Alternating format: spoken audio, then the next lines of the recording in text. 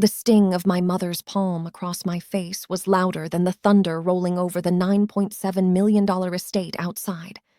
It wasn't just the pain. It was the sheer cold entitlement behind the strike. "Sign the deed, Evelyn," my sister Clara hissed, sliding a gold-plated pen across the mahogany table. "You were always the help. You don't deserve the crown." I looked at the lawyer, Mr. Sterling, who had been silent for an hour. He leaned in, his voice a low vibration that seemed to freeze the air. "Do you know who, actually?" He didn't finish the sentence, but the room fell into a silence so heavy it felt like we were underwater. In that silence, I realized that for 24 years, I had been the only person in this room living the truth.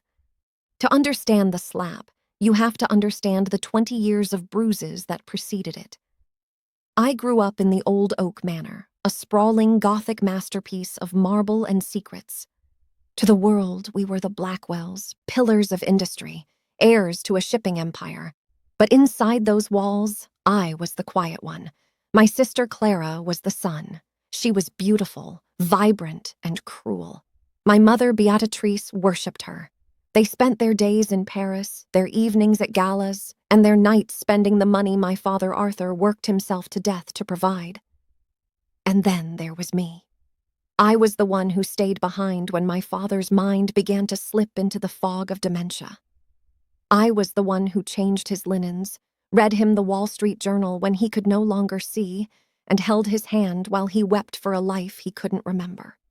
For 3 years, while Clara and Mother were finding themselves in the Mediterranean, I was a 22-year-old nurse, accountant, and punching bag.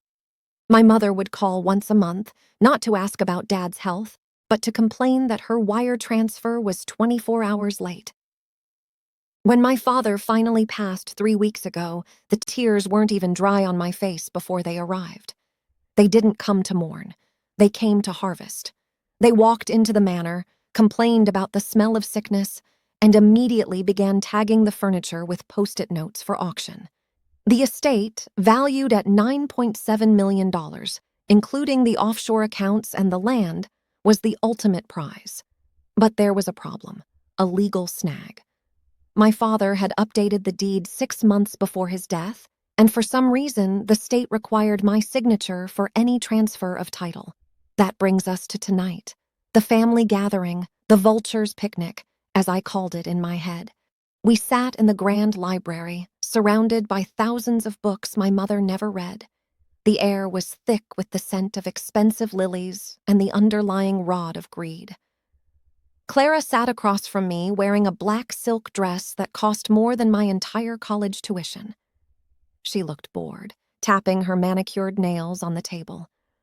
"Look, Evelyn," Clara said, her voice dripping with artificial sweetness. "We all know you're not built for this. You're simple. You like your gardens and your quiet little life.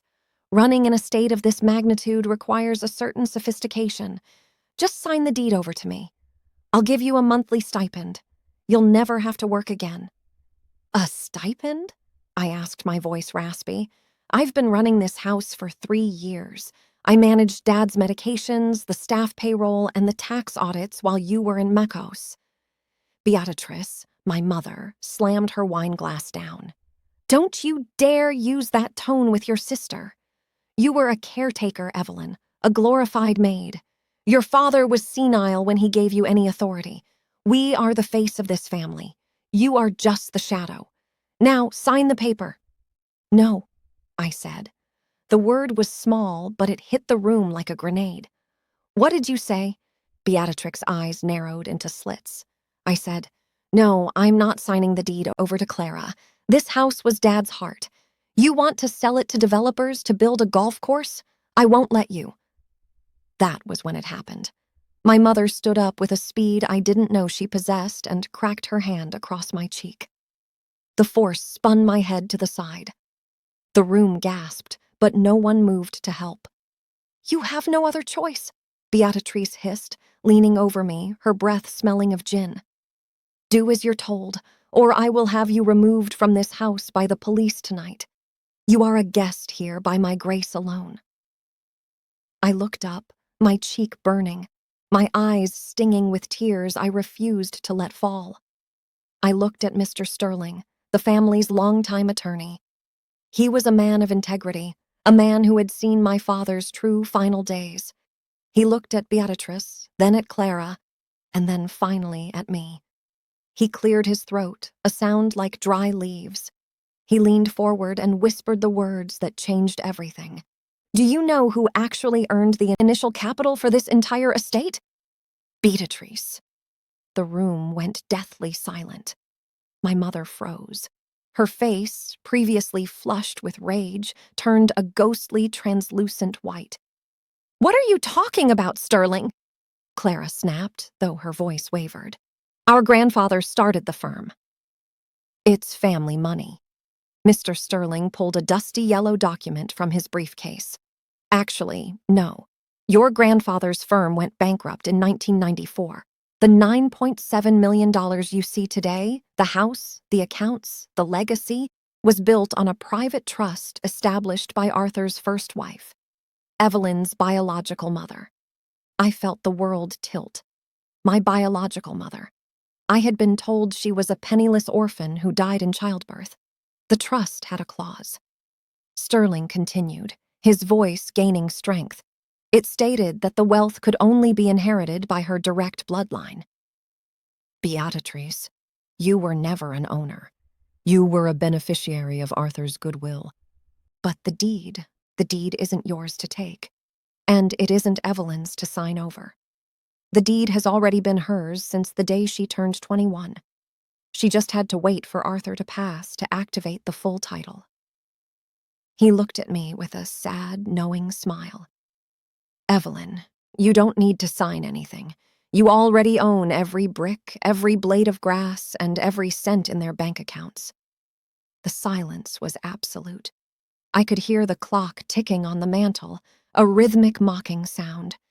Clara was the first to break. "That's a lie. This is a setup. She's paying you off."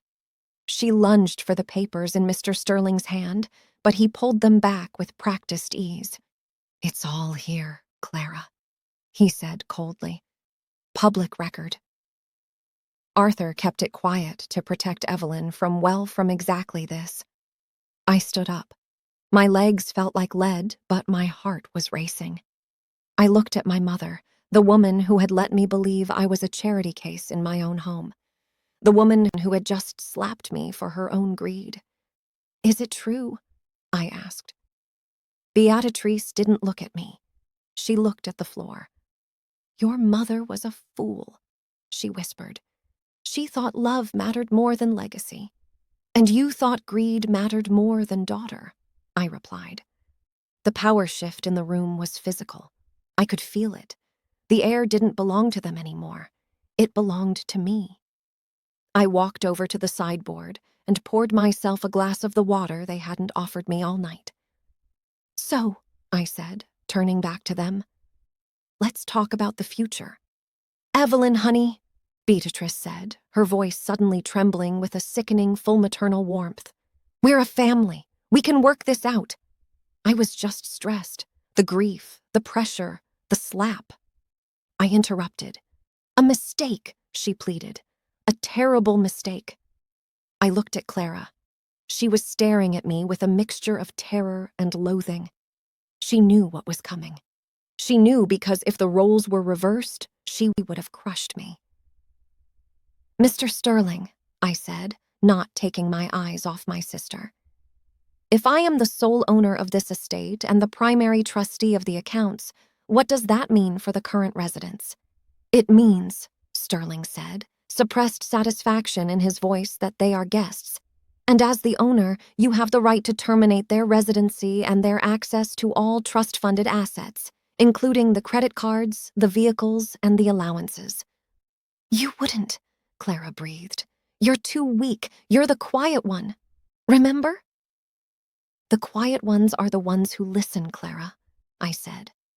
"And I've been listening to you belittle me for 20 years.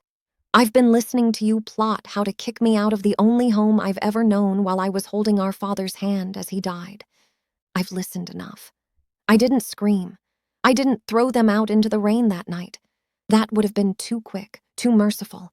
No, I wanted them to feel the slow realization of their new reality.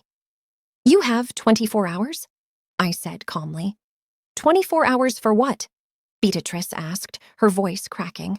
To pack your personal belongings, clothes, jewelry, the things you actually own. The furniture stays. The cars, which are registered to the estate, stay. The credit cards are being frozen as of now. I glanced at my watch. Evelyn, you can't be serious, Clara shrieked. Where are we supposed to go? You have that apartment in the city, don't you, Clara? The one you bought with the emergency funds you embezzled from Dad last year. Oh, don't look so surprised. I've been doing the accounting, remember? I saw the trail. I turned to my mother. And you, Mother, you can go with her. I'm sure you'll enjoy the sophistication of a 2-bedroom condo after living in a 30-room manor. You're a monster, Beatrix. The mask finally dropping. No, I said, walking toward the door. I'm the owner, and the help is finished for the night. The next day was the most peaceful day of my life. I sat on the Ver and watched as movers carried out their designer luggage. Clara cried. Beatrice cursed. They tried to call their friends, the high society of the city, only to find that word travels fast. Mr. Sterling had ensured the legal community knew the Blackwell fortune had shifted hands. No one wanted to be on the wrong side of the new $9.7 million heiress.